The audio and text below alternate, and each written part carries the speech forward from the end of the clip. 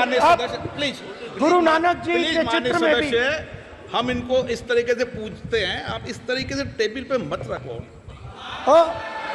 Sir कहाँ रखूं sir? तरीका ठीक सर कहाँ रखूं? यहाँ रख दूं सर? आप यहाँ मत यहाँ रख रखो। देता हूँ सर।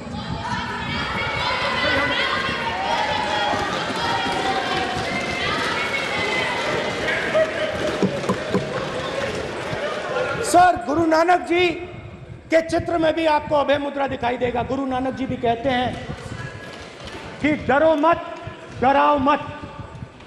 और पंजाब से गुरु नानक जी मक्का तक गए, थाईलैंड तक गए, अफगानिस्तान गए, श्रीलंका गए, किसी से हिंसा नहीं की, अहिंसा की बात की, सत्य की बात की, और किसी को उन्होंने अपनी जिंदगी में नहीं डराया। उसके बाद जीसस क्राइस्ट की इमेज देखिए, उसमें भी आपको अभय मुद्रा दिखाई देगा। जीसस क्राइस्ट की इमेज में भी अभय मुद्रा, डरो मत, डराओ मत। और जीसस क्राइस्ट ने कहा कि अगर आपको कोई थप्पड़ मारता है तो दूसरा गाल दिखा दो। उसके बाद बुद्ध भगवान, अभय मुद्रा।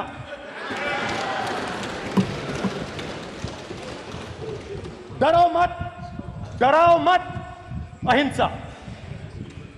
मतलब, और अंत में महावीर, डरो मत, डराओ मत, अभय मुद्रा। मतलब हिंदुस्तान के इतिहास में 3 फाउंडेशनल आइडियाज हैं। मोदी जी ने अपने भाषण में एक दिन कहा कि हिंदुस्तान ने किसी पर आक्रमण नहीं किया। उसका कारण है क्योंकि यह देश अहिंसा का देश है। यह देश डर का देश नहीं है। डर मिटाने की बात की, डरो मत, डराओ मत, डरो मत, डराओ मत। और दूसरी तरफ शिव जी कहते हैं डरो मत, डराओ मत, अभय मुद्रा दिखाते हैं, अहिंसा की बात करते हैं, त्रिशूल को जमीन में गाड़ देते हैं। और जो लोग अपने आप को हिंदू कहते हैं वो 24 घंटा हिंसा, हिंसा, हिंसा, नफरत, नफरत, नफरत, असत्य, सत्य, असत्य।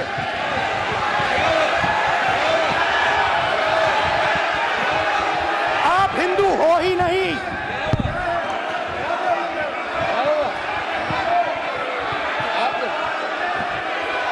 Just get me that picture of Shiva. ये है राहुल गांधी की असलियत। देखो कैसे हिंदुओं के खिलाफ बोल रहे हैं।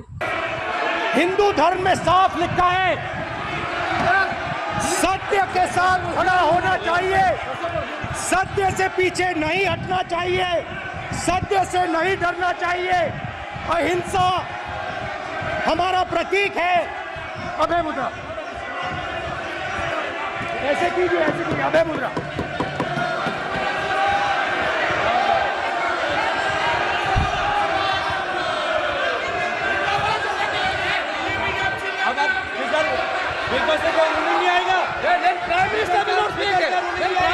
राहुल जी बोलना क्या चाहते हैं? आखिर क्या साबित करना चाहते हैं?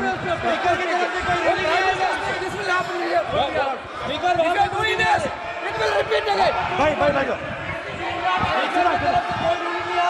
उनको ऐसा बोलना शोभा नहीं देता है। ये आप बात समझिए। ये खुद अपने लिए कुआं खोदते हैं और दूसरा कोई नहीं खोदने आता। आप बात समझिए। ये इसलिए चिल्ला रहे हैं क्योंकि तीर जाके दिल में लगा है, दिल में जाके तीर लगा है, इसलिए ये चिल्ला रहे हैं। देखो चुप हो गए, देखिए स्पीकर साहब चुप हो गए सब।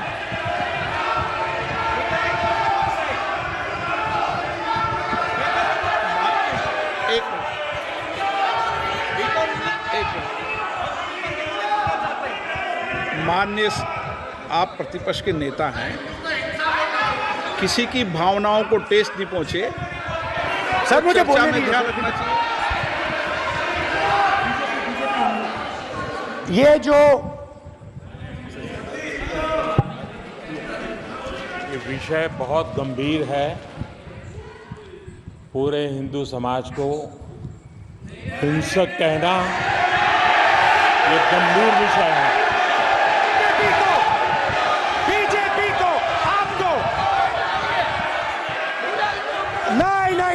नहीं, नरेंद्र मोदी जी पूरा हिंदू समाज नहीं है, बीजेपी पूरा हिंदू समाज नहीं है, आरएसएस पूरा हिंदू समाज नहीं है।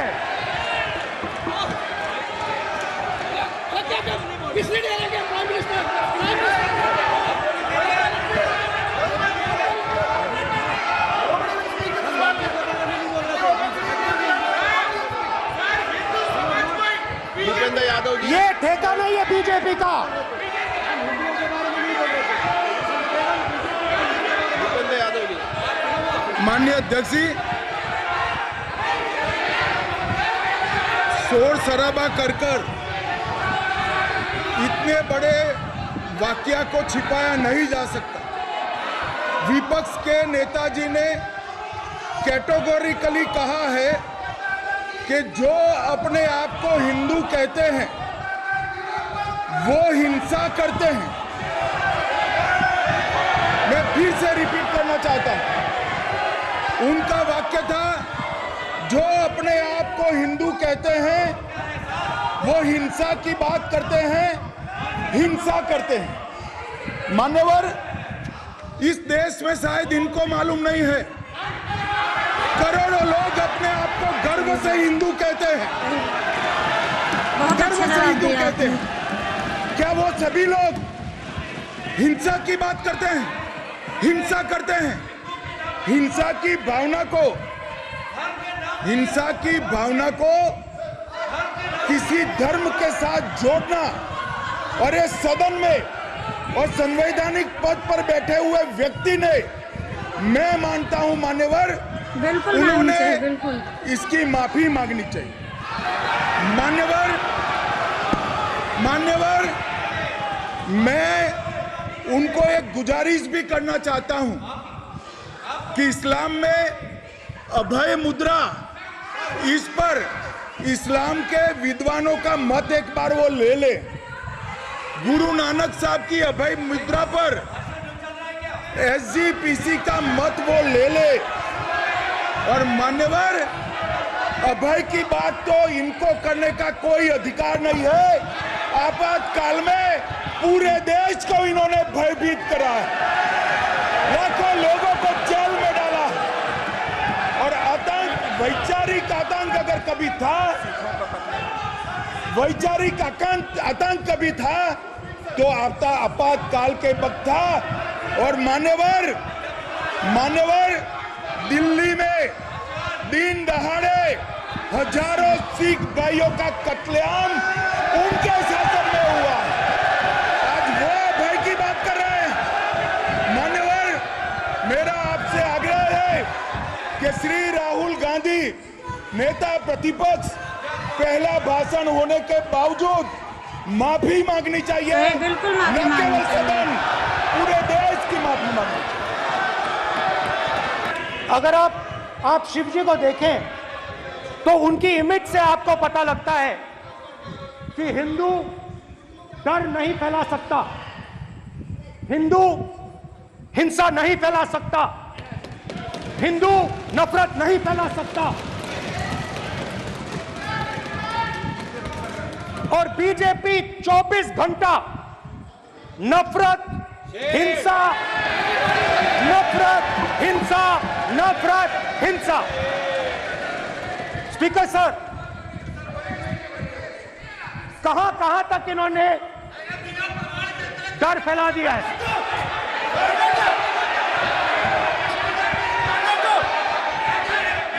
प्लीज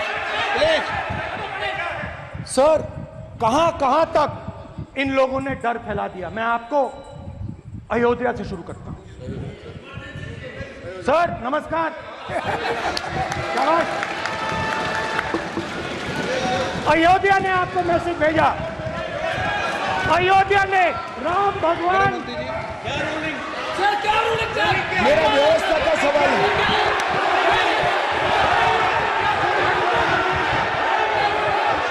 इस सदन के नियमों की पुस्तिका, इससे कुछ सदस्यों को क्या मुक्ति दे दी गई है? आपके गाइडेंस के बाद भी बार बार तस्वीर बताना, पूरे बीजेपी को हिंसा कर रही है ऐसे कहना, खड़े होकर एक दूसरे के बीच में हस्तधून करना, सारे नियम इनको लागू नहीं होते हैं। नियम मालूम नहीं है तो ट्यूशन रख ले साहब, सदन इस तरह से नहीं चल सकता है। ये सदन, मेरा आपसे आग्रह है कि ये सदन ऑर्डर में रहना चाहिए, नियमों के अनुसार रहना चाहिए। ये हम सभी सदस्यों का आपसे विनंती है। स्पीकर सर, एक मिनट प्लीज। माननीय सदस्यगण, आप ही किताब राम बताओ। भगवान की तो जन्मभूमि ये ने अपेक्षा करता हूं कि अपन बीजेपी इसके नियम प्रक्रिया चले। नो, सब चले। नो, आपने बताया था नियम। नो,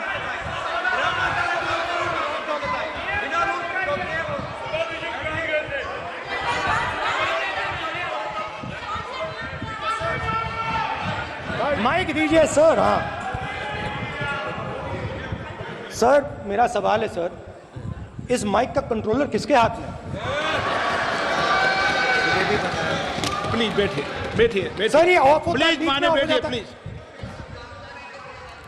ये बार कई बार विषय उठ गई और बहुत गंभीर, और माननीय सदस्य, आप प्रतिपक्ष के नेता हैं, आप सदन के बाहर भी ये बात कहते हैं कि माइक बंद कर देते हैं।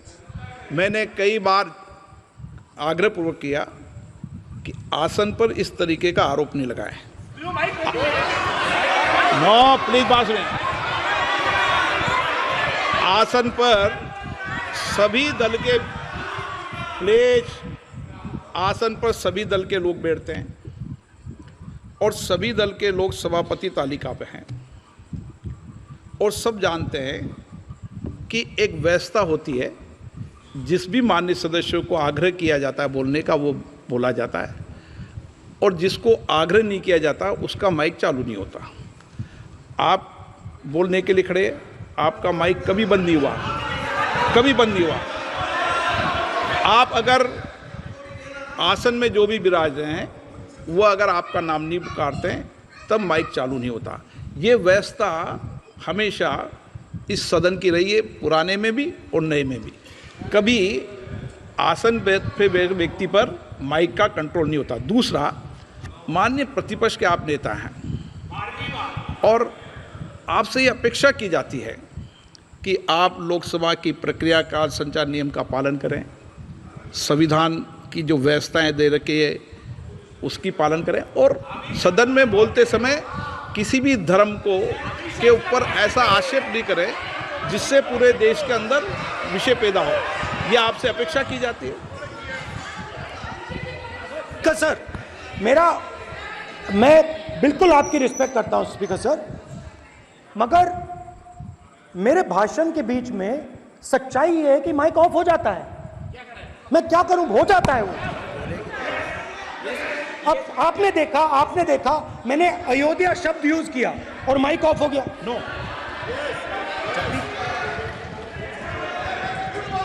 अरे ये प्रधानमंत्री मोदी जी के टाइम पे आधा आधा पैर आएगा क्या? तो अयोध्या ने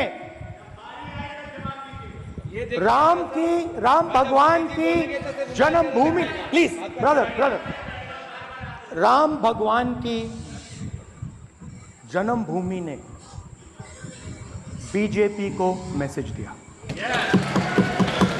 और ये आपके सामने मैसेज बैठे हुए हैं।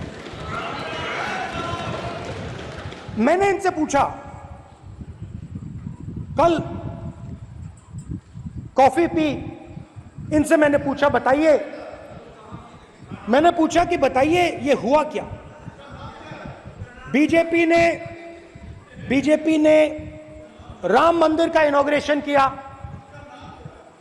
राम मंदिर का इनॉग्रेशन किया, भाई आप हार गए, उसको तो शर्म करिए। आप एमपी से हार नाम बोलने की कोई जरूरत नहीं है, मैं भाषण दे रहा हूं, आप नहीं दे रहे हो। मुझे बोलना है जो बोलना है, मुझे नाम लेने की कोई जरूरत नहीं, मुझे जो बोलना है मैं बोलूंगा।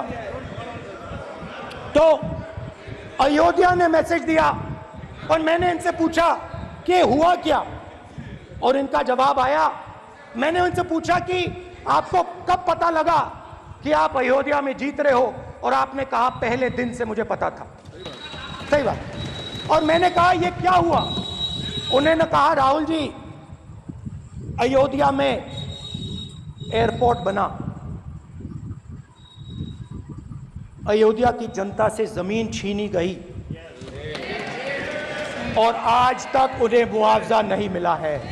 ये बात तो सही है। उन्होंने कहा, सही बात, उन्होंने कहा कि अयोध्या में जो भी छोटे छोटे दुकानदार थे,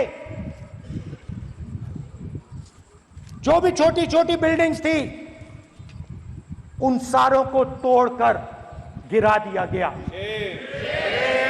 और उन लोगों को सड़क पर कर दिया गया। इन्होंने यह भी कहा कि अयोध्या के इनॉग्रेशन में अयोध्या की जनता को बहुत दुख हुआ, क्योंकि इनॉग्रेशन में अदानी जी थे, अंबानी जी थे, मगर अयोध्या का कोई नहीं था। और ये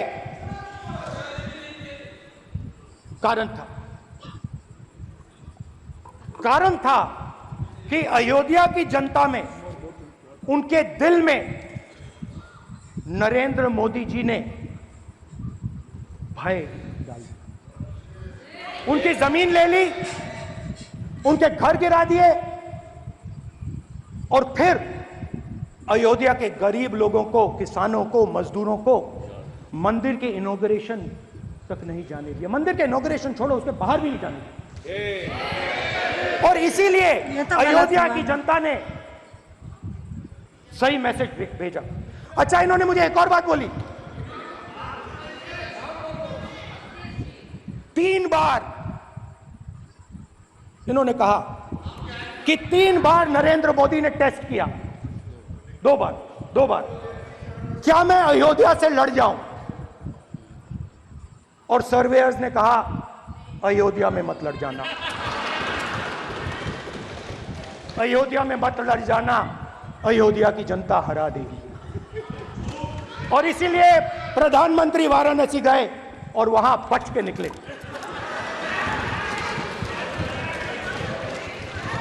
तो अयोध्या की जनता को डराया, पूरे देश को डरा दिया। मैं आपको बताता हूं, आज सुबह में आया, राजनाथ सिंह जी ने मुस्कुरा के मुझे नमस्ते की, और मोदी जी बैठे हैं, मुस्कुराहट नहीं, सीरियस, नमस्ते भी नहीं करते, कहीं मोदी जी ना देख लें, प्रॉब्लम हो जाएगी। वही कहानी गडकरी जी की है, सच्चाई है। अरे भाई, अयोध्या की जनता को छोड़ो, ये तो बीजेपी वालों को डराते हैं।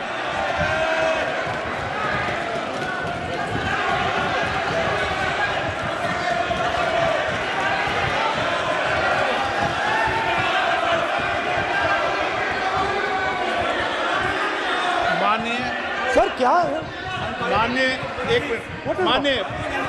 माननीय प्रतिपक्ष के नेता, एक मिनट, माननीय प्रतिपक्ष के नेता, आप सदन के वरिष्ठ नेता हैं। मेरा आपसे आग्रह है कि राष्ट्रपति अभिभाषण पर डिबेट हो रही है, इसकी गरिमा, राष्ट्रपति अभिभाषण की गरिमा रखे ना। ये तो अपेक्षा आपसे सब करते हैं कि आप राष्ट्रपति अभिभाषण पे बोले, नीतियां पे बोले, कार्यक्रमों में बोले। अब व्यक्तिगत रूप से तो दोस्तों, आप लोगों ने खुद ही देखा कि राहुल जी ने किस तरह देश के हिंदुओं के खिलाफ बात की। कुछ बातें तो इन्होंने ठीक की हैं, लेकिन कुछ बातें इतने बेकार की हैं। और अगर आप लोगों को ये बातें कैसी लगी, आप लोग कृपया कमेंट करके ज़रूर बताना। बाकी आपको ये वीडियो अच्छा लगा हो तो वीडियो को लाइक करें, कमेंट करें, शेयर करें और हमारे चैनल को सब्सक्राइब करें। धन्यवाद।